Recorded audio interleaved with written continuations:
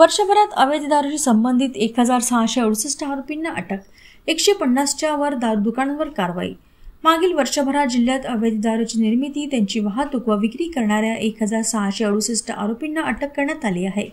तसेच नियमांचे उल्लंघन करणाऱ्या 151 दारू दुकानांविरुद्ध राज्य उत्पादन शुल्क विभागाने केलेल्या कारवाईत 129 अनुज्ञप्तीधारकांना एकूण 47 लाख रुपयांचा दंड ठोठावण्यात आला आहे.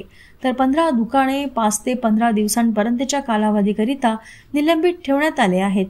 राज्य उत्पादन शुल्क विभागाने 2023-24 या आर्थिक वर्षात 963 गुन्ह्यात 773 आरोपींना अटक केली होती. त्यांच्या ताब्यातून 42 वाहनांसह 98,95,000चा मुद्देमाल जप्त करण्यात आला होता. त्या तुलनेत 2024-25 या आर्थिक वर्षात अवैध दारू विरुद्ध केलेल्या कारवाईत दुपटीने वाढ झाली आहे.